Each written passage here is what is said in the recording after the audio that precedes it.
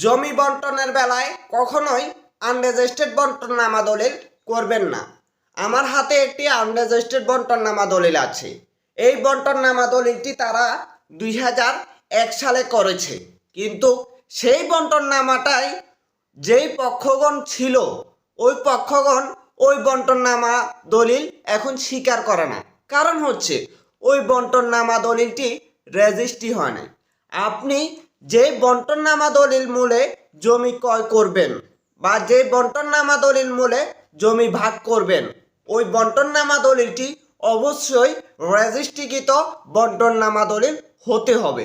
যদি ওই বন্টননামা দলিলটি রেজিস্ট্রিকৃত না হয়, তাহলে যেই পক্ষগণের সাথে ওই বন্টননামাটি হয়েছিল ওই বন্টননামাটি তারা কিছুদিন পর তাদের সুবিধা অনুযায়ী ওই জমিটি দাবি করবে।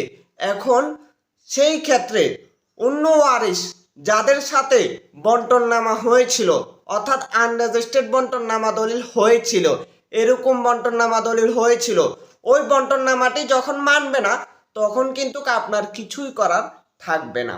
তাই আপনি যখনই জমি ভাগ বন্টনের কথা আসবে, তখনই বন্টননামা দলিলের মাধ্যমে, রেজিস্ট্রিকৃত বন্টননামা দলিলের মাধ্যমে জমি বন্টন করুন। এবং কি জমি ক্রয় করার ক্ষেত্রেও রেজিস্ট্রিকৃত বন্টননামা দেখে জমি ক্রয় করুন।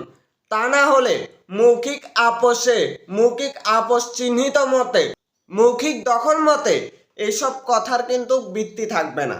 কিছুদিন পর যেই ব্যক্তির সাথে আপনি মৌখিক আপোষ দেখাচ্ছেন, ওই ব্যক্তি ওই আপোষ যদি না মানে, আপনার কিছুই করার থাকবে না। তাই অবশ্যই বন্টননামা করার ক্ষেত্রে রেজিস্ট্রিকৃত বন্টননামা করে তারপরে ওই জমি ক্রয় করুন, বিক্রয় করুন, জমি বন্টন করুন।